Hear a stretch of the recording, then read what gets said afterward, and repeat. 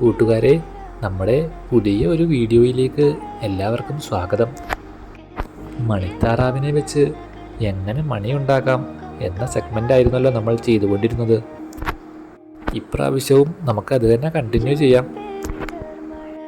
നമ്മുടെ മണിത്താറാവ് കൊണ്ട് മണിയുണ്ടാക്കുന്ന പഴയ സെഗ്മെൻറ്റുകൾ ആരെങ്കിലും കാണാത്തതുണ്ടെങ്കിൽ ഒന്ന് പോയി കാണണേ. നമ്മുടെ അക്കൗണ്ടിൽ എല്ലാം ഇട്ടിട്ടുണ്ട്.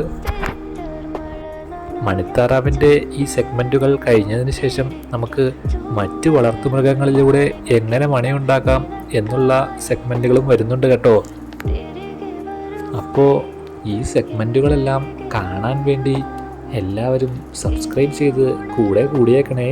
മണിത്താറാവിൻ്റെ മുട്ടകളെക്കുറിച്ച് പറയുകയാണെങ്കിൽ സാധാരണ താറാവ് മുട്ടയേക്കാൾ നല്ല വലിപ്പമുള്ള മുട്ടയാണ് കേട്ടോ. വിലയും കൂടുതലുണ്ട് മറ്റ് താറാവ് മുട്ടകളെ വെച്ച് നോക്കുമ്പോൾ. പിന്നെ നല്ലൊരു ഔഷധ മുട്ട കൂടിയാണ് കേട്ടോ നമ്മുടെ മണിത്താറാവിൻ്റെ മുട്ടകൾ. ഇക്കാര്യങ്ങളെക്കുറിച്ചെല്ലാം ആളുകൾ ബോധവാന്മാരല്ല എന്നുള്ളതാണ് വാസ്തവം. മൊത്തത്തിൽ മറ്റ് താറാവുകളെ അപേക്ഷിച്ച് നോക്കുമ്പോൾ മണിത്താറാവ് വേറിട്ട് നിൽക്കുന്ന ഒരു ഇനം തന്നെയാണ് കേട്ടോ. അപ്പോൾ കൂട്ടുകാരെ, നമുക്കിനി അടുത്ത വീഡിയോയിൽ കാണാം. എല്ലാവരും സബ്സ്ക്രൈബ് ചെയ്ത് കൂടണേ.